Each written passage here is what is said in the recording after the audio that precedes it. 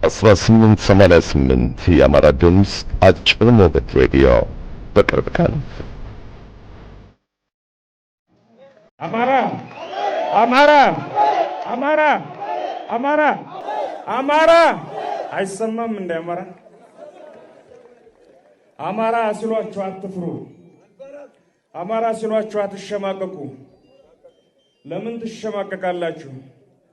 ከህንድ ውቅያኖስ ግብጽ ኤሌፋንታይን ድረስ አያት ቅድመ አያቶቻችን ተንከራተው ያቀኑት ስማቸው አማራ ነው። ስለዚህ ለምን ትፈራላችሁ? 1888 የአማራ ድምፅ አጭር ሞገድ ሬዲዮ በቅርብ ቀን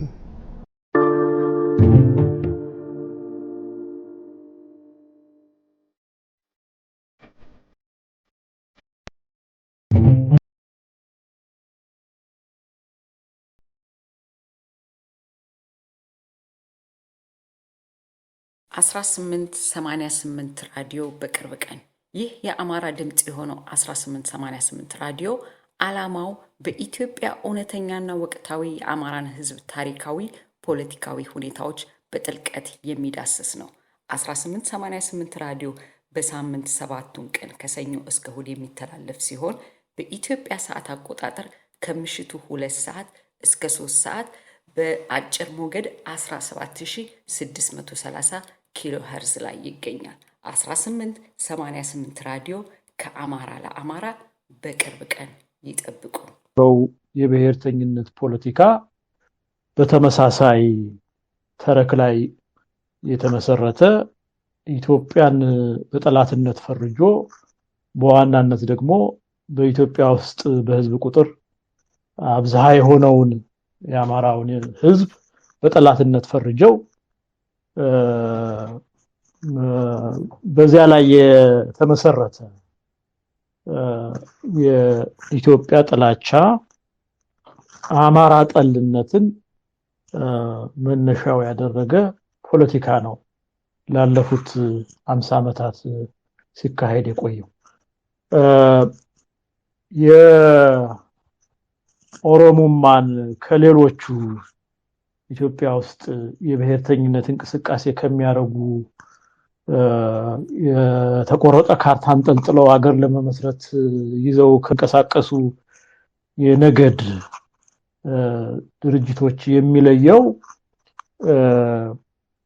ኢትዮጵያን ኦሮሞ ከመውረሩ በፊት ይከተለው የነበረውን ገዳ የሚባል የጦርነት ስርዓትን እንደ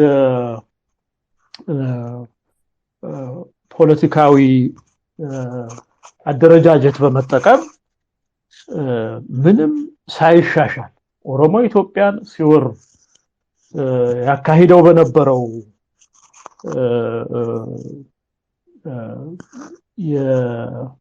የወንጀለኛነት አስተሳሰብ ያንን ይዘው ወደኋላ የኢትዮጵያን ታሪክ ካየን ዛሬ የሚካሄደውና ኦሮሞ ኢትዮጵያን ሲወር በንጹሃን ዜጎች ላይ ይካሄድ መውረር ሲጀምር ሲካሄድ የኖረው ተመሳሳይ ነውና የትግሬ ብሔርተኞች ጎላ ብለው የሚታዩ የኦሮሞና የትግሬ ብሔርተኞች ናቸው። የትግሬ ብሔርተኞች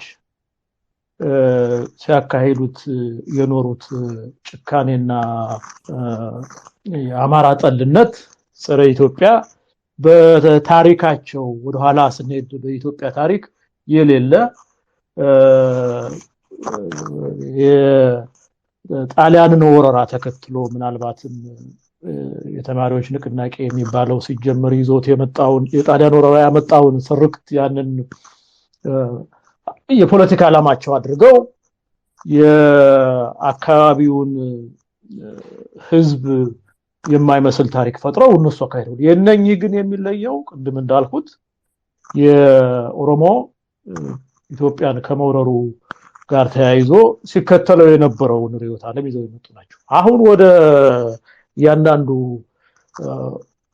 ዝርዝር ስንገባ እውነት የኦሮሞ ብሔርተኞች የኦሮሞማው ኃይል በኢትዮጵያ ላይ ወይንም በአማራው ላይ የሚያራምዱት አማራ ጠልነት ወይንም ጸረ ኢትዮጵያዊነት በእውነቱ የታሪክ መሰረት አለው ወይ? አንዱ እንግዲህ እነሱ የሚያነሱት ከኢትዮጵያ የመንግስት ስርዓት ተገለናል አልነበርንበትም ነው የሚሉ። እንደዚህ ብለው ግን በኢትዮጵያ ውስጥ ኢትዮጵያውያን በጋራ ሆነው የሰሯቸውን በዓለም ዘንድ የሚደነቁ ታሪኮች ስናነሳ ሌላ አልነበረም። እንደውም እኛ ነን ይላሉ። አንደኛውን የአድዋ ጦርነት መውሰድ እንችላለን። ሁሉም ጀነራሎች የኛ ናቸው ብለው የራሳቸውን ተረት ፈጥረው አልነበርንበትም ሲሉ እንዳልኖሩ እኛ ብቻ ነን እንደውም ሌላው አልነበረም ብለው እናገኛቸዋለን። ምንድነው ቤንችማርካቸው መሰረታቸው ኢትዮጵያን ብቻ ሳይሆን ዓለም የተፈጠረው በምኒልክ ዘመን ስለሚመስላቸው ከምኒልክ ዘመን በፊትና በኋላ መስመር ዘርግተው የኢትዮጵያን ታሪክ በዚያ ነው እነሱ የሚያዩት። ያው ከሚመቻቸው ዘመን ጀምሮ እንግዲህ ከምኒልክ ዘመን በፊት ኢትዮጵያ ውስጥ አልነበሩምና በአምደ ጽዮን፣ በሱሲኒዮስ፣ በዘራ ያዕቆብ በዚህ ዘመን ተካተቱ አልተካተቱ የሚል በመንግስት ስርዓት ውስጥ ጥያቄ ሊነሳ አይችልም። አሁን እንግዲህ በምኒልክ ዘመን እነሱ አልፋና ኦሜጋ ወይንም አዳም ከሚያደርጉት ከምኒልክ ጀምረን ስናይ የምኒልክን የመንግስት ስትራክቸሩን ብናይ በመሰረቱ የኢትዮጵያ ነገስታት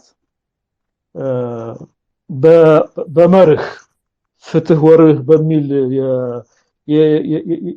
የሚመሩ መነሻቸው የመንግስትነታቸው ሌጂቲመሲ የሚመነጨው ድሃ መጠበቅ፣ ድሃው እንዳይበደል የኢትዮጵያ ነገስታት የመሰረቱት መንግስት ሁሉ የድሃ መንግስት ነው። የዳግማዊ አፄ ቴዎድሮስን መንግስት ብታዩ ተከታይ የነበራቸው ወታደሩ ነው፣ ገበሬው ነው። ገበሬው ጥቅሙን ለማስከበር ራዕይ ያለውን ሰው ተከትሎ በግራኝ ሽብር ዘመቻና በኦሮሞ ወረራ ፈርሶ የነበረውን ሀገር አንድ ለማድረግ አቅማቸው ወይ ብለን ግዛቸው እስከፈቀደው ድረስ ተንቀሳቅሰዋል። ከጥግ እስከ ጥግ የቴዎድሮስ ሰራዊት መንግስታቸው የልዕልት መንግስት አልነበረም። የድሃ ገበሬ መንግስት የነበረው እነ ገብርዬ እነ ገልሞ ሌሎችን እሳቸው ባለሟሎችን ብናነሳ ብንጠቅስ የድሃ ገበሬ ልጆች የነበሩ ናቸው። ላይ የደረሱ ተሿሚዎቹ የንጉሠ ነገስቱ ባለሟሎች መንግስቱ ሲመሰረት ድሃውን ከየአካባቢው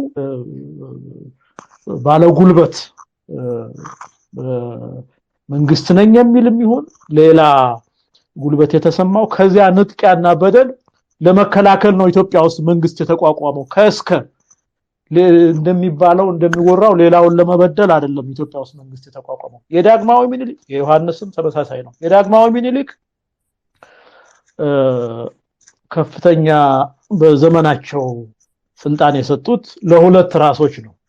አንደኛው ለራስ ጎበና ዳጬ፣ ሁለተኛው ለዳርጌ። ጎበና ዳጬ የገበሬ ልጅ ነው። የዳግማዊ ምኒልክ መንግስት የንጉሠ ነገስቱ መንግስት ከእስከ የገበሬ ልጆች በችሎታቸው በአሳዩት ልዩ አስተዋጽኦ እየተሾሙ አድገው አገራቸውን እንዲያገለግሉ እድል የፈቀደ ስርዓት ነው። ክፍት ነበረ። ባጭሩ መንግስቱ የዳግማዊ ምኒልክ መንግስትም የድሃ መንግስት ነው። የንጉሠ ነገስቱ መመሪያ ድሃ እንዳይበደል፣ በጉልበተኞች እንዳይበዘበዝ፣ በባሪያ ፈንጋዮች እንዳይሸጥ አላማቸው ያንን አድርገው ከእግዚአብሔር በታች ህዝቡን እንድንጠብቅ እንዳይበደል እኛን አስቀምጧል ብለው ስለሚያስቡ አላማቸው መመሪያቸው ይሄ ነበር። እንኳን አንድን ነገድ አንድን አካባቢ በሃይማኖቱ ሊበድሉ በ1900 ዓመተ ምህረት ዳግማዊ ምኒልክ መንግስታቸውን ሲያቋቁሙ ወደ 10 ሚኒስተሮች ያሉት መንግስት አቋቁመዋል።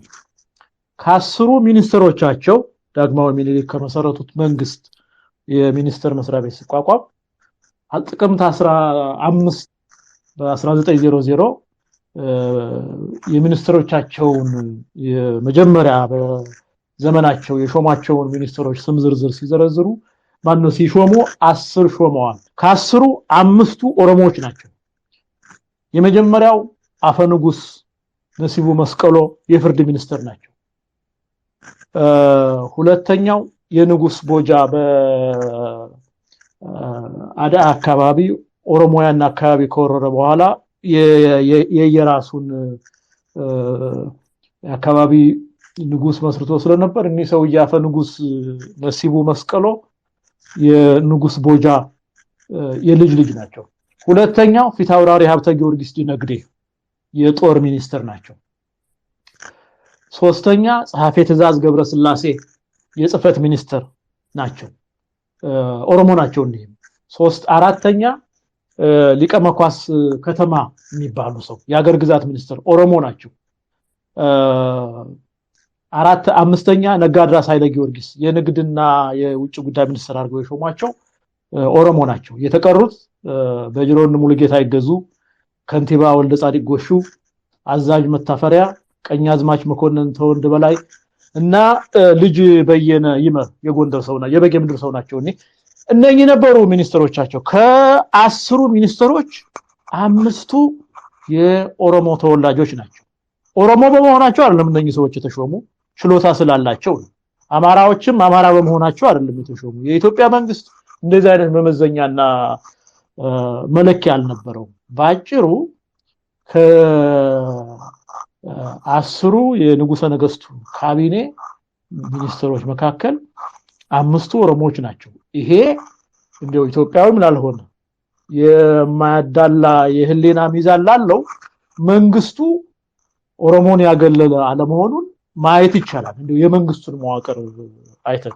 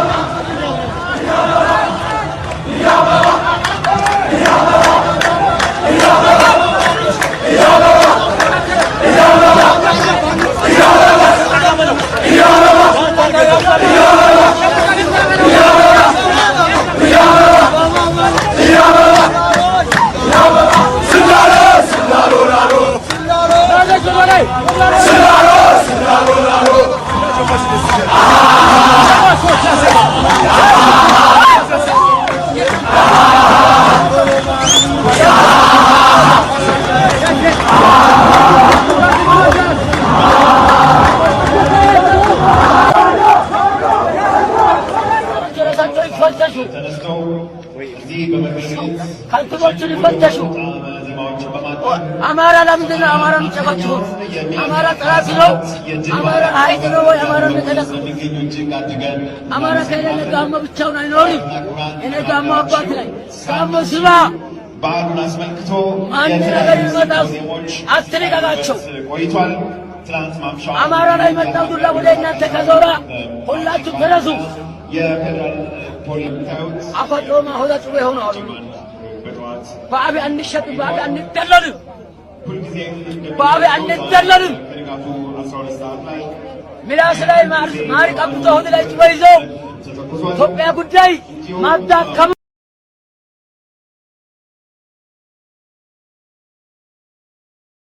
ከትግራይ ማለት ነው።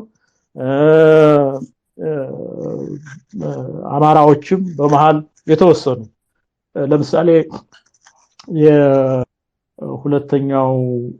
ሶስተኛ ክፍለ ጦር አዛዥ ጀነራል ጌታቸው ናደው የወለጋ አማራ ናቸው። በነገራችን ላይ ሰውዬ እሳቸው በመሃል ተሹሞ ነበር። ከዛ በቀር ኦሮሞዎቹ ናቸው የነበሩ። የደህንነት መስሪያ ቤቱን ጀነራል ለሜሳ በዳሴ፣ ኮሎኔል ሰለሞን ከድር ከሰለሞን በፊት መፈንቅለ መንግስት ውስጥ ተሳትፎ የተገደለ ወርቅነህ ገበየሁ የሚባል ሰው ነበረ። ኮሎኔል ወርቅነህ ገበየሁ ከዛ በኋላ ከጥግ እስከ ጥግ የነበሩ ኦሮሞዎች ናቸው። በኢኮኖሚም ገብተን ካየን እንግዲህ ዋናው የሚነሳው መሬት ነው። በዘመኑ በቀዳማዊ ኃይለ ሥላሴ ዘመን እንደ ኦሮሞዎች የመሬት ከበርቴ የሚባል ካለ የነበረ አልነበረም። አንድ ሰው ዝም ብዬ አንድ ምሳሌ ላንሳላችሁ። ደጃዝማች ወልደ ሰማዕት ገብረወልድ የሚባሉ ሰውዬ ወደ 100 ዓመት ይሆናቸዋል አሁን ይመስለኛል። ህይወቴ ለሀገሬ ኢትዮጵያና ለወገኖች ኢትዮጵያውያን እድገት የነበረኝ የሥራ ጥማት በሚል በቅርቡ የህይወት ታሪካቸውን አሳትመዋል። የወለጋ ጠቅላይ ግዛት በንጉሠ ነገስቱ መንግስት ዘመን የመጨረሻው አስተዳዳሪ የነበሩ ሰው ናቸው። እኒ ሰውዬ በህይወት ያሉ ምናልባትም በቀዳማዊ ሥላሴ ዘመን ደጃዝማች የሆኑ ብቸኛው ሰው ይመስሉኛል። መጽሐፋቸውን እዚህ የሚከታተሉ ወገኖች ሁሉ ቢያነቡት እመክራለሁ። እሳቸው ወለጋ አስተዳዳሪ በነበሩ ሰዓት አስተዳደሩን ዘመናዊ ለማድረግ ብዙ የሞከሩትን ጠቅሰዋል። አንዱ የመሬት ዲስትሪቢዩሽን የመሬት ክፍፍልን በሚመለከት ራሽናላይዝ ለማድረግ ጥናት የተማሩ ሰው ናቸው። በነገራችን ላይ ቤሩት የተማሩ የአሜሪካ ዩኒቨርሲቲ ኦፍ ቤሩት የተማሩ ሰው ናቸው። ጥናት አድርገው የወለጋ የምስራቁ ክፍል የነ ሞሮዳ የነ በከሬ የነ ሀብተ ማርያም የነ ቁምሳ ግዛት የነበረውን የመሬት ክፍፍል በሚመለከት ሲያጠኑ የሀብተ ማርያም ልጆች ዴዴሳ በረሃ ብቻ መጽሐፉ ውስጥ ገጽ 499 ላይ ታዩታላችሁ። ዴዴሳ በረሃ ብቻ የአንዱ ሰውዬ ልጅ እንግዲህ የሞሮዳ ቁምሳን ይወልዳሉ።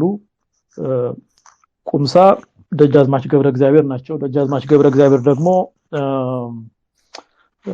ሀብተ ማርያምን ይወልዳሉ። የሀብተ ማርያም ልጆች ናቸው። የሀብተ ማርያም ልጆች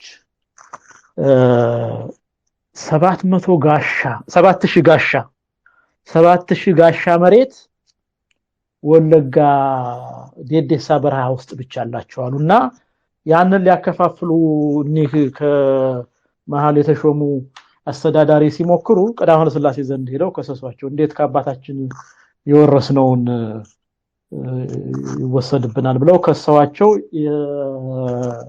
ከአዲስ አበባ ወለጋ እየተመላለሱ የነሱን ጉዳይ ለማስፈጸም ያባክዜ መጽሐፋቸው ውስጥ ጠቅሰዋል። እንግዲህ ወለጋን እንደ አንድ ጠቅላይ ግዛት ወስደን ብናይ አንድ የዴዴሳ ሸለቆ የሚባል አካባቢ የአንዱ ሰውዬ የወለጋ ንጉስ የልጅ ልጅ 7000 ጋሻ መሬት ነበራቸው። ሌላው አካባቢ ያለው እንንቶ ወደ ምዕራቡ ወደ የወለጋ ክፍል ደግሞ ሰዳቸው ወይዘሮ የሽመቤት ጉማ የሚባሉ የአርበኛው የራስ መስፍን ስለሺ ባለቤት ናቸው። የጆቴ ቱሉ የልጅ ልጅ ናቸው። እሳቸው ባላቸውን ራስ መስፍንን ሲያገቡ ለጋብቻው ቤተሰቦቻቸው 5000 ጋሻ መሬት ይዘው ነው ትዳር የመሰረቱ። እንግዲህ አንድ ሰው ናቸው። የጆቴ ቱሉ የልጅ ልጅ አንድ ሴት፣ ብዙ እህቶችና ወንድሞች አሏቸው። ሌሎች ደግሞ ምን ያህል እንደሚኖራቸው ይከን ኢማጂን እንግዲህ አንዳንዱን ማሳያችሁ እና ይሄንን ያህል መሬት ያለው የአማራም የትግሬም አላውቅም ፎርዛት ማተር በዚያ ዘመን ይሄ ታሪክ አለው። ራሱን ወደ ኋላ እናነሳዋለን። እንዴት እነኚህ ሰዎች ይሄን ሁሉ መሬት ሊይዙ ይቻሉ የሚለውን ልጠይቁኝ ትችላላችሁ። ጥያቄና መልስ እኔም መልስበታለሁ። እና በሀብት ምናይ ከሆነ እንደዚህ አይነት መሬት ቡርዣ ኢትዮጵያ ውስጥ አማራ አልነበረም፣ ትግሬ አልነበረም፣ ኦሮሞዎች ናቸው የነበሩ እና እንደውም ተገልዬ ነበር የመንግስቱ አካል አልነበርሁም የመንግስቱ ተጠቃሚ አልነበርሁም የሚል ካለ ከሁሉ በፊት ቀዳሚዎቹ እነኚህ ሊሆኑ አይገባም። ወደ ደርግ የቀዳማዊ ኃይለ ሥላሴ ዘመን ጨረስ የምኒልክን አቀደም አይተናል። ወደ ደርግ ዘመን ስንመጣ የደርግ መንግስት ከስከው የኦሮሞ መንግስት ነው። እንደ ቀዳማዊ ኃይለ ሥላሴ ዘመን እንደ ምኒልክ ዘመን እንደሆነው ሁሉ እንግዲህ እኔም ማምነው እነኚህ ሰዎች ኢትዮጵያውያን ናቸው ብዬ ነው። በነገድ መመዘኛ ኦነጋውያን ወይንም የኦሮሞማ ፕሮጀክት አራማጆች ፖለቲካቸው የነገድ ስለሆነ በነገድ መመዘኛ ይታይ ከተባለ ያ መንግስት እኔ በመፈልገው መመዘኛ አይደለም እነሱ ማመጡት መመዘኛ ነው። የማን መንግስት ሊሆን እንደሚችል ቢያንስ የሁለቱን የቀዳማዊ ኃይለ ሥላሴንና የምኒልክን አይተናል። ወደ ደርግ ስንመጣ ከተፈሪ በንቲ እስከ መጨረሻው ተስፋዬ ገብረ ኪዳን ገለቱ ድረስ ያለው በመሃል መንግስቱ ኃይለ ማርያም ወልደ አያን አለ ኦሮሞዎች ናቸው እነኚህ። ይሄ ብቻ ሳይሆን ላይ ያሉት ብቻ ሳይሆኑ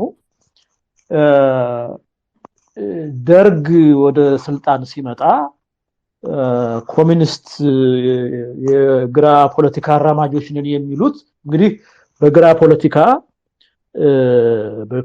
አንድ ሀገር ውስጥ መኖር ያለበት ቻይና ውስጥ እንዳለው አንድ ፓርቲ ነው። ግን የተለያዩ ስብስቦች ስለነበሩ ወደ አንድ ፓርቲ መምጣት አለብን ተብሎ በስርዓቱ ውስጥ ከአንድ ፓርቲ በላይ ስለማይፈቀድ በተለያየ ስብስብ ውስጥ የነበሩ ራሳቸውን ተራማጅ ነን ብለው ስብስቦች መንግስት ለመሆን ተሰባስበው የነበሩት አምስት ስብስቦች ነበሩ። ባጭሩ ደርግ የሚባለው ማነው በደርግ ዘመን መንግስት ነበር የሚባለውን የመሰረቱት አምስቱ። አንደኛው ሰደድ ይባላል። ሰደድ በዋናነት ደርግን የመሰረቱት ወታደሮች ከዚያ ውስጥ ወደ አመራሩ የመጡ ሰዎች የመሰረቱት የደርግ ሚሊተሪ ቡድን የፖለቲካ ዊንግ ማለት ይቻላል። ህወሓትን ወያኔ መስርቶ ማለሊት የሚባል ፖለቲካ ዊንግ ህወሓት የወታደራዊ ድርጅት ነው። ከዚያ የተለየ ወታደራዊ ድርጅትን የሚመራ የሲቪል የመንግስት አይነት አሁን መከላከያ ያለ በአንድ ሀገር ውስጥ መንግስት ደግሞ አለ እና እንደዚህ አይነት መልክ ያለው ነው ሰደድ። የሰደድ መሪ መንግስቱ ነው። ሁለተኛው ይባላል ኢጫት የኢትዮጵያኖች አብዮታዊ ትግል ነው። ጭቁኖቹ እነማን እንደሆኑ ወደ ኋላ እናየው እንችላለን። የኢጫቱ መሪ ባሮ ቱምሳ ይባላል። ኦሮሞ ነው። የኦነግ መስራች ነው ከሚሉት መካከል ነው። መጨረሻ ላይ ደርግን ከርቶ ልዋጋ ብሎ ሐረር ሄዶ እርስ በርሳቸው ተጣልተው ገለውታል። ጃራ የሚባለው የእስላሚክ ኦሮሚያ መስራችና መሪ የነበረው እሱ ነው የገደለው። ኢጫት የባሮ ቱምሳ ድርጅት ነው። ሶስተኛው ማለሪድ ነው። ማለሪድ ኢሃፓ ውስጥ የነበሩ ኢሃፓ መሬት ላራሽ የሚባለው ሲታወጅ ካሁን በኋላ ስለ መሬት ነበር የምንታገለው ጥያቄያችን ተመልሷል ደርግ ስላወጀ ውስጥ ገብተን መካፈል አለብን በሚል እርስ በርሳቸው ሲከፋፈሉ ወደ ሻዕቢያ የቀሩት የነ ብርሃነ መስቀል የነ ተስፋዬ ደበሳይ የነ ጸሎተ ሕዝቅያስ ወደ ሻዕቢያ ማነው ትግራይ ውስጥ ቀሩ። ደርግን የተቀበሉት መሬት ላራሽ የሚባለው ሲታወጅ ማለሪድ የሚባል ድርጅት መሰረቱ። የነኚህ የዚህ ድርጅት መሪ የመጀመሪያው ዲማ ነገው ነው በነገራችን ላይ። ኋላ ተስፋዬ መኮንን የሚባል ሰውዬ ኦሮሞዎች ናቸው እነኚህ። ከዚያ ቀጥሎ ወዝሊግ ወዛደር ሊግ የሚባለው ነው። የዚህ የወዝሊግ መሪ ሰናይ ሊኬ ይባላል። ሰናይ ሊኬ የወለጋ የምዕራብ ወለጋ ኦሮሞ ነው። ሰናይ ሊኬ ቲባ ቱሉ ጆቴ ቱሉ የደጃዝማች ጆቴ ቱሉ ታላቅ ወንድም የልጅ ልጅ ነው። የወዝሊጉ መሪ ሰናይ ልኬ ነው። ከዛ የቀረው መኢሶን ነው። መኢሶን የኃይሌ ፊዳ ድርጅት ነው። ይሄም የአምስቱ ደርግን ተጠግተው መንግስት ከመሰረቱት ስብስቦች መካከል የአንዱ ዊንግ መሪ ነው መኢሶን። እንግዲህ እነኚህ አምስቱ ናቸው ደርግ የሚባለውን ተጠምጥመው መንግስቱ ነው እስከ መጨረሻው ወያኔ እስኪመጣ ድረስ የቆዩ እና እነኚህ አምስቱ ሁሉ የሚመሩት በኦሮሞዎች ነው። የደርግ መንግስት ሲባል የነኚህ መንግስት ነው እና እነኚህ መጀመሪያ የመሰረቱት ህብረት በደርግ ዘመን የነበራችሁ ልታስታውሱ ትችላላችሁ። የተቀረራችሁ ደግሞ በንባብ የምታውቁ ኢማለድህ የሚባል መስርተው ነበር። የኢትዮጵያ ማርክሲስት ሌኒኒስት ድርጅቶች ህብረት የሚባል ኢማለድህ። ከኢማለድህ በፊት ኢንፋክት የህዝብ ድርጅት ጊዜያዊ ጽሕፈት ቤት የሚባል መስርተው ነበር። የህዝብ ድርጅት ጊዜያዊ ቤትን ወደ ኢማለድህ ያሳደጉት። ከኢማለድህ ወደ ኢሰፓኮ፣ ከኢሰፓኮ መጨረሻ ላይ በ1977 ኢሰፓ የሚል ተመሰረተ። የኢትዮጵያ ሰራተኞች ፓርቲ ማለት ነው፣ ወርከርስ ፓርቲ ተመሰረተ። መንግስቱ ሊቀመንበር ሆነ። ኤኒዌይ እነኚህ አምስቱ ናቸው በየጊዜውን እያራገፈ ሄዶ ኢሰፓን የመሰረቱት እስከ 1983 ዓ.ም መንግስቱ ነው የቆዩ እነኚህ ናቸው እና ያም እንደ ጀነራሎቹን ኢታማጆር ሹሞቹን እነ መርድ ንጉሴን እነ አበበ ጀነራል አበበ ወልደ ማርያምን እነ ደምሴ ቡልቶን ሌሎቹን ምክትል የነበረውን እስከ መርድ በኋላ ምክትል ኢታማጆር ሹም የነበረው ቅድም የነገርኳችሁ ጠቅላይ ሚኒስትር ማነው ምክትል ፕሬዚደንት የነበረው ተስፋዬ ገብረ ኪዳን ገለጹ ነበር እና ይሄ የኦሮሞ መንግስት ነው ቤዚካሊ በነገራችን ላይ እዚህ ላይ አንድ ዲስቲንክሽን ልገው በቀዳማዊ ኃይለ ሥላሴ ዘመንና ከዚያ በፊት ኢትዮጵያን ማዕከል ያደረገ መንግስት ስለነበረ በችሎታቸው ስሜት ኖሯቸው ሳይሆን አላቸው በጦርም ሆነ በሲቪል መስክ የተሰማሩ ኦሮሞዎች ለሀገራቸው የሚችሉትን ለማድረግ የተሰባሰቡ ናቸው። በደርግ ዘመን የነበረው ግን ይለያል። አሁን እነኚህ የነገርኳችሁ አምስቱ የግራ ድርጅቶች የኦሮሞ ብሔርተኞች በአማራ ጥላቻ ጥርሳቸውን የነቀሉ ከዚያ ውጪ ሌላ ፖለቲካ የሌላቸው አማራ ጠልነትን በመንግስት መዋቅር ተጠቅመው የሚፈልጉትን የመሬት ላራሹ የሚባለውን የዝርፊያና የንጥቂያ አዋጅ ጨምሮ ያስፈጸሙ ናቸው እነኚህና ይሄ በደርግ ዘመን የነበሩ የአምስት ድርጅቶች የኦሮሞ ድርጅቶች 83 ድረስ የነበሩት ከዚያ በፊት ከነበሩት በኢትዮጵያ መንግስትነት ተሰይመው ከነበሩት ኦሮሞዎች በፍጹም የተለየ ነው። ይሄ ኮንቲነም እየሳልኩኝ አይደለም ፓራላል ያደረገ እና በደርግ ዘመን የነበረው የኢትዮጵያ የመንግስት ይዘት ይሄን ይመስላል። አሁን መጨረሻ ላይ ያልሁላችሁ ተጨማሪ ነገር ለማከል እነኚህ ስብስቦች የኦሮሞ ብሔርተኞች ወይንም ያንን ማዕከል አድርገው ያንን ማጠንጠኛ አድርገው ያጁ የተሰባሰቡ መሆናቸውን ለማሳየት አንድ ተጨማሪ ነገር እዚህ ላይ ላንሳላችሁ። ነበር በሚል ዘነበ ፈለቀ የሚባል ሰውዬ የመረጃ ሰራተኛ የአራተኛው ክፍለ ጦር አባል የነበረ ደርግ ሲቋቋም እዚያ የነበረ ብዙ የሰበሰበው እዚያ በሚኒት ጭምር ሚኒት የቃለ ጉባኤ ያዩ የነበረ ሰው ነው። ነበር በሚል ነበር 1 2 3 መጽሐፍ ጽፏልና ነበር ላይ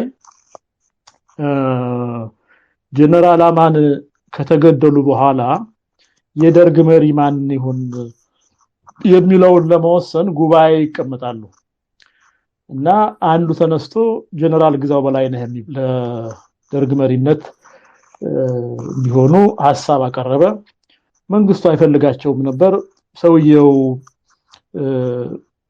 በባህሪያቸው የወታደር አይነት ቁመና የነበራቸው በወታደር ደግሞ ሻለቆቹና መንግስቱ የጀነራሎቹ መሪ ሊሆኑ ሲሉ ያንን የማይቀበሉ የማይፈቅዱ አይነት ሰው ስለነበሩ መንግስቱ ስላልፈቀዳቸው የሳቸው ለደርግ መሪ ሆኖ የሚለው ምርጫ ወደቀ። ሁለተኛ ማን ታጨ? ኮሎኔል አማሃ ደስታ የሚባሉ ሰው። ኮሎኔል አማሃ ደስታ ልታውቋቸው ትችላላችሁ። በ1981 ዓመተ ምህረት በደርግ ላይ መፈንቅለ መንግስት አካሂደው ከተገደሉት ሶስቱ ራሳቸውን ካጠፉት ኋላ እነ መንግስቱ ያለ ፍርድ የገደሏቸው ተማርከው የነበሩ ያለ ፍርድ የገደሏቸው አሉ። የመጀመሪያዎቹ ግን ሁለቱ ራሳቸውን ገለዋል። ኋላ የኢንዱስትሪ ሚኒስተር በፊት የአየር ኃይል አዛዥ የነበሩ ፋንታ በላይ አሉ። ፋንታ በላይ መርን ንጉሴና አማሃ ደስታ ናቸው። መፈንቅለ መንግስቱ በተካሄደበት ቀን ሁለቱ በተካሄደበት ቀን የተገደሉ ፋንታን ሊያመልጥ ሲል ገደል ነው ብለዋል። ኤኒዌይ እዚህ ላይ ልላቸው የፈለኩት ኮሎኔል አማሃ ደስታ ጎበዝ በወታደሩ ዘንድ የሚወደዱ ወታደር ስለነበሩ የደርግ መሪ እሳቸው ይሁኑ ብለው ይጠቁሟቸዋል። የጉራጌ ተወላጅ ናቸው። አማሃ ደስታ ሲጠቆሙ የወለግ ሻለቃ ደበላ ዲንሳ ምን አለ? አይ አማሃ ደስታ አማራ ስለሆነ የደርግ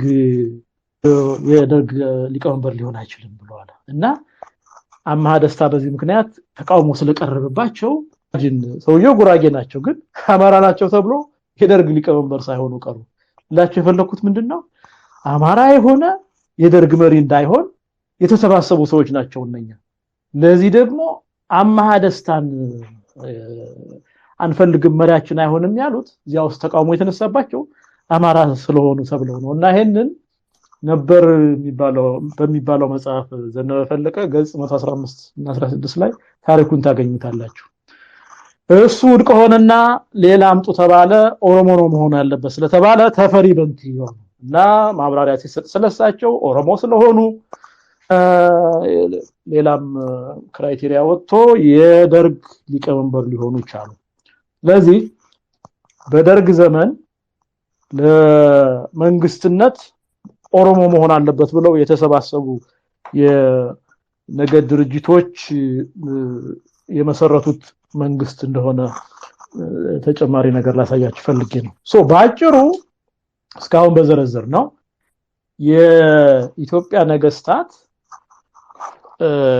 በደርግ ዘመን ጭምር በደርግ ዘመን ኦሮሞ ነው መንግስት መሆን ያለበት ብለው የተቋቋሙ ስለሆኑ ምናልባትም ጥያቄ ላነሳ ይችላል። ከዚያ በፊት ግን በኢትዮጵያ ታሪክ ውስጥ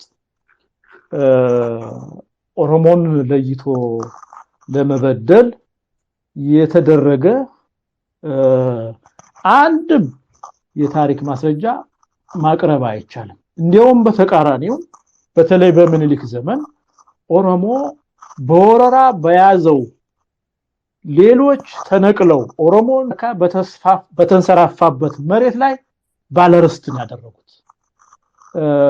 ቅድም ወለጋ አካባቢ ያነሳሁትን ምሳሌ አሁን መልሼ ለየው። ወለጋ የንጉሱ የሞሮዳ በከሬ ልጅ የቁምሳ ሞሮዳ የልጅ የቁምሳ ሞሮዳ ልጅ ደጃዝማች ሀብተ ማርያም የሳቸው ልጆች አንድ አካባቢ ብቻ 7000 ጋሻ መሬት የያዙት ከዚያ በፊት የኦሮሞ ገዥ መደብ አካባቢውን በወረራ ሲይዝ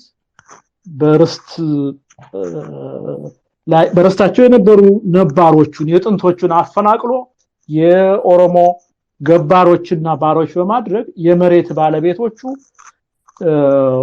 ከውጭ መጡ ወራሪዎቹ ኦሮሞዎቹ ሆኑ፣ ባለርስቶቹ ገባሮችና ባሪያዎች ሆኑ። እዚህ ላይ ሌላ አንድ ፋሲኔቲንግ የሆነ ታሪክ ደግሞ ልንገራችሁ። እነኚህ የኦሮሞ የገዢ መደብ አባላት በየአካባቢው ተንሰራፍት በሚያካሄዱት ወረራ የጥንቱን ህዝብ ባሪያ፣ ገበሮ፣ ሜዴቻ፣ ዳለቻ እያሉ ስም ይሰጡታል። ኦሮሞዎቹ ትክክለኛ ኦሮሞዎቹ በነገራችን ላይ በየአካባቢው አባገዳዎችና የነሱ ቤተሰቦች ናቸው እንጂ ከነሱ ውጭ ያለው ሌላው በኃይል ማንነቱን የተነጠቀ ቋንቋውን እንዲተው የተደረገ ከርስቱ የተፈናቀለ በግዕዝ ይቀድስ የነበረ በአረበኛ አዛኒል የነበረ በብዛት ደግሞ አማርኛ ተወልዶ ያደገበት አካባቢ ላይ ነው ተስፋፍተው ባለርስቱንና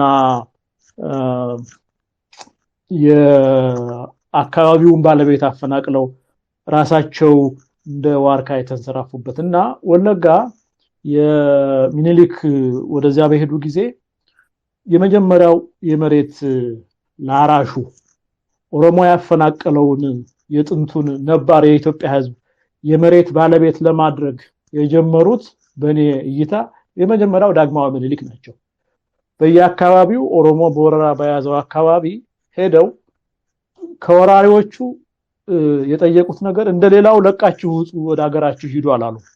አፄ ዮሐንስ ክሊር ነበሩ እዚህ ላይ። አለቃ አጽሜ የጋላ ታሪክ በሚል የጻፉት ወደ ገጽ 600 ምናምን አካባቢ ባህሩ ተፍላ የተረጎሙትን ብታዩ ዳግማዊ ምኒልክ የሸዋ ንጉስ አፄ ዮሐንስ የኢትዮጵያ ንጉስ በነበሩበት ዘመን ይሄ የልቼ ስምምነት የሚባል አለ በታሪክ የሚታወቅ በ1871 በእኛ አቆጣጠር በፈረንጅ በ78 የተደረገ ስምምነት ነው። በልቼ ስምምነት ምኒልክ የዮሐንስ አራተኛን ንጉሰ ነገስትነት ተቀብለው ከዚያ በፊት ንጉሰ ነገስት ነኝ ይሉ ነበር። ከንጉሰ ነገስትነት ወደ ንጉስነት ወርደው ያንን ተቀብለው የተበት አንዱ ስምምነት ነውና በዛ ወቅት ሸዋ በመጡ ጊዜ አፄ ዮሐንስ እዚህ አገምጃ ጨቦ አካባቢ የዞሩ ሲጎበኙ ሰዎቹ እኛ ጉራጌዎች ነን፣ እኛ እነሞሮች ነን፣ እኛ ክስታኔዎች ነን፣ እኛ አማራዎች ነን፣ አማራ ፍቴ የሚባሉ ሁሉ አግኝተዋል ይላሉ እያሉ የሚያወሩት ግን በሳቸው በጻፉት በጋልኛ ነው እና ይሄ ነገር እንዴት ነው ብለው ጠየቁ አፄ ዮሐንስ ይላሉ። አይ ይሄ ሀገር እኮ በተጻፈው ነው ማነበው ጋላ ከመምጣቱ በፊት የኛ ነበረ ተገደን ከርስታችን ተነቀል አሁን በሌላ በጋላ እንናገራለን ብለው አሏቸው ይላሉ። ዘን ምኒልክ ማን ነው ዮሐንስ ምናሉ ይሄ ምኒልክ ጋላውን ወደ መጣበት መልሰው የሀገሩንም ስም ወደ ጥንት የነባር ስሙ መልሰው ብየው አልሰማኝም ብለው አዝነው ሄዱ ይላሉ። የኦሮሞ ሰው ናቸው በነገራችን ላይ ታሪኩን የጻፉና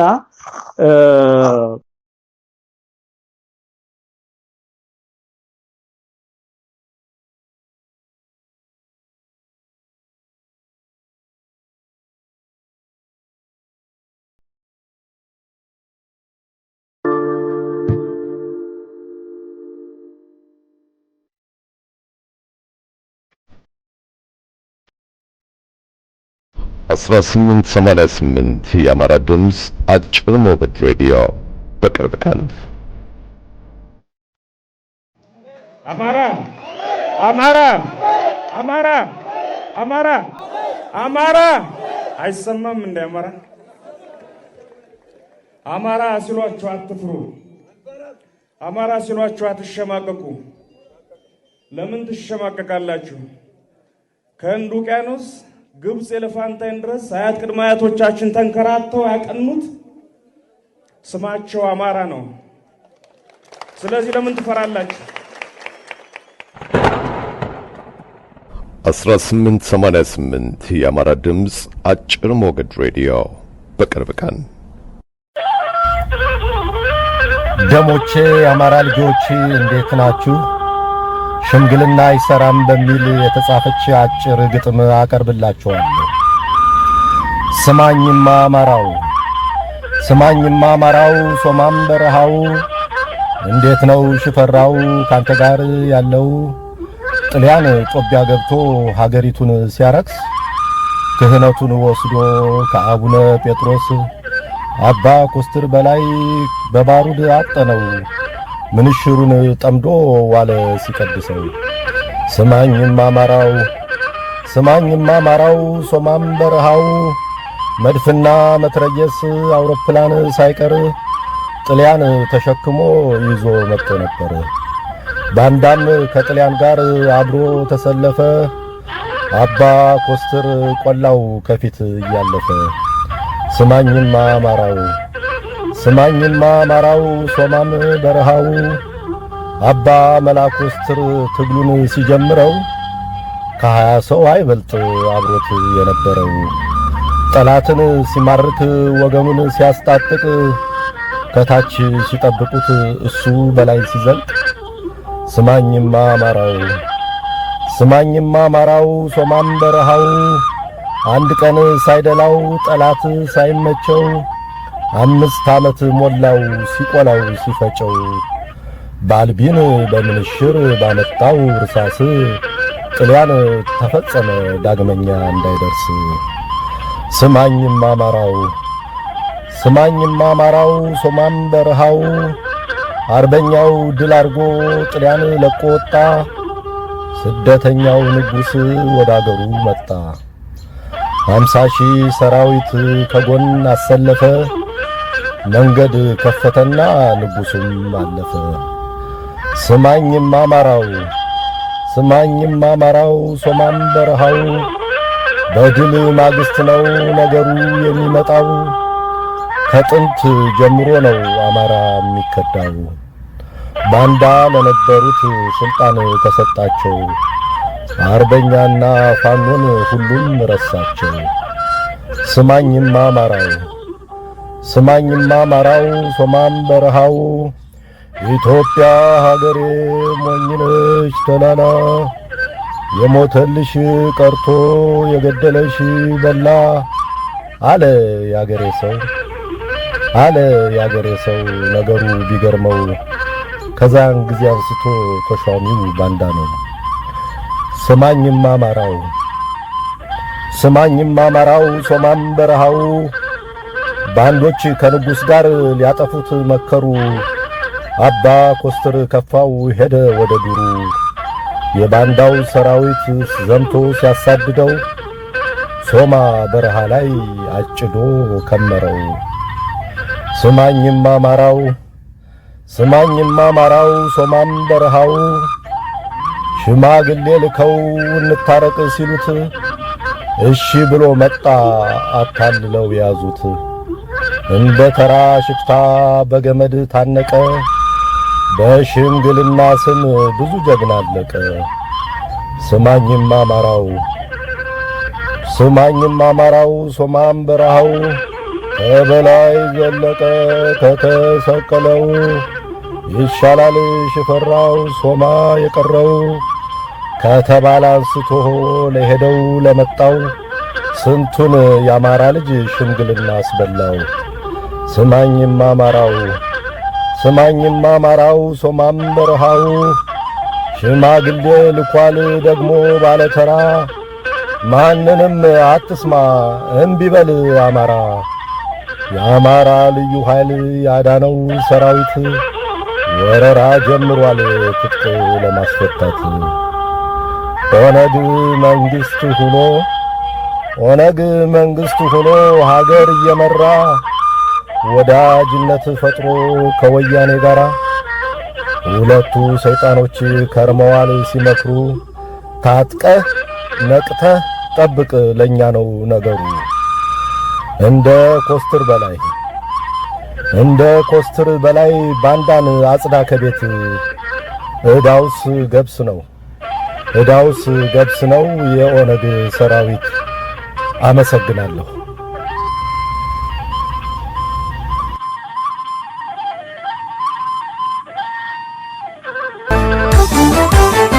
በለው ያለለት ጀግናው ሲነሳ ነፍጣት ተቋቁስ ሙት የሚያስነሳ ተከበብኩኝ ድረስ ብሎ የማይጠራ ጀግናው አማራ ነው ለሞቱ የማይፈራ ከተኳሽም ተኳሽ መራዥ ነው ወንድሜ እኔ ልሙት ይላል ከወገን ቀድሜ መተኮሱንማ ማንም ይተኩሳል የፋኖ ጀግንነት የልብን ያደርሳል ስላለ ሳይሆን ሲኦል መግባቱ ኢትዮጵያን ነክቶ አይኖርም ብርቱ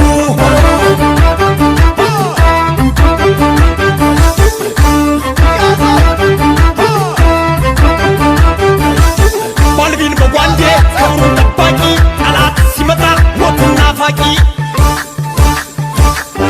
እየነካካኝ መስሎት የፈራሁ ነፍቴን ሳነሳ የልቤን ሰራሁ ሀገር ባቀና የለህም ተብሎ አለው ጀግናውን ውረድ ከበቅሎ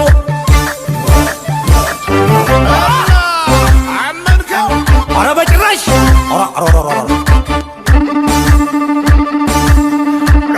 ልክ እንደ ስሙ ጀግና ታጣቂ በእምነቱ ጉዳይ ማተብ አጥባቂ የለህም ሲሉት መጣሁን ገና ወፋ ወረደው የአማራው ጀግና አጥፊውም ዳኛ ፈራጁም ዳኛ አለኝ በድፍረት ዝም በለተኛ ተዋስቃልህ ሳተ እና አመንከው ኧረ በጭራሽ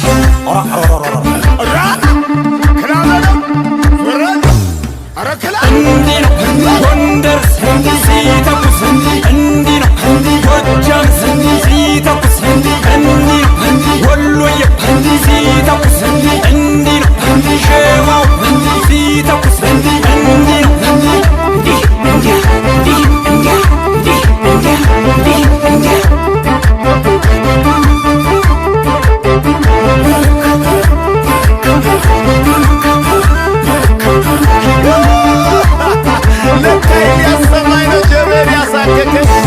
ምን ይሽር ነበር የእጅ ብረት ዝውር ካረገ ከቶ ማይስት ይፎክር እንጂ የጀግናው ልጅ ቦምብ እንደ ዳቦ ይይዛል በእጅ ደሞ መተኮስ ያባቱ ነው ገዳይ ጠላቱን አሸበረው ነፍጠኛ ሲሉት ደሞ ተነሳ ጠላቱን ገሎ ነፍጡን አነሳ ደሞ ንካውና ጠብ ተበልደሙ ጎንደር አይደለም ወይ የጎጃም ወንድሙ መንጋ መጣ ቢሉት አይፈራም ገላዬ የሚኒልክ ብርጌድ አለ ከኋላዬ እንዳልክ ይሁን ብሎ ቢሆን ወደ ሰፊ ጠበው ጥበብ አሉት ሐቀን ይዞ አኩራፊ መቼም ሆድ ሲሞላ የገፉት እንጀራ ታች መውረድ ይሳናል ብቅል ሰቅሎ ጣራ ምነው አክለፍልፎ ሸተተው ባሩዱ ጠላት ተዳፈነ ቀረበ ጉድጓዱ ይከርባታል እንጂ ገብቶ በጫካው ደግሞ ሳያትም ከተማን እንዲያው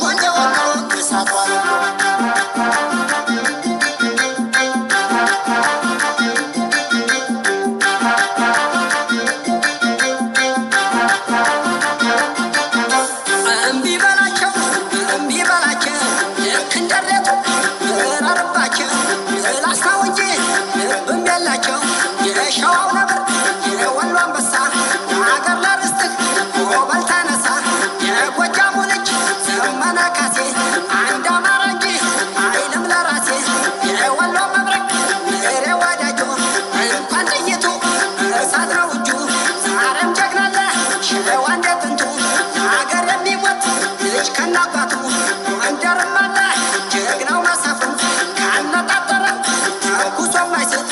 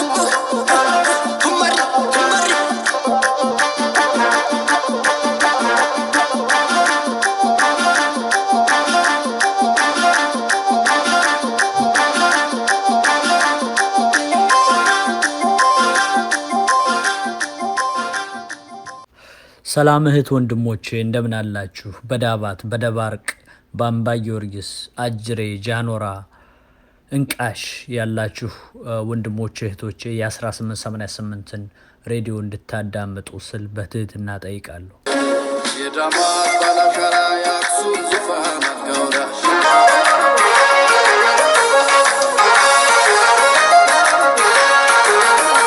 የዳማት ባላሻራ የአክሱም ዙፋን አልጋውራሽ ቅድማልን መንግስቱ ታይ ቅድማልን ጥበብ ፈሳሽ አማራን ያስንቱን ህዝቦች የሃሩሃን የተጠበቅ ሐውልት ያቆም መቅደስ ያነጽ ድንጋይ ፈልጠን የዳማት ባላሻራ የአክሱም ዙፋን አልጋውራሽ ቅድማልን መንግስቱ ታይ ቅድማልን ጥበብ ፈሳሽ አማራን ያስንቱን ህዝቦች የሃሩሃን የተጠበቅ ሐውልት ያቆም መቅደስ ያነጽ ድንጋይ ፈልጠን ድንጋይ ፈልጠን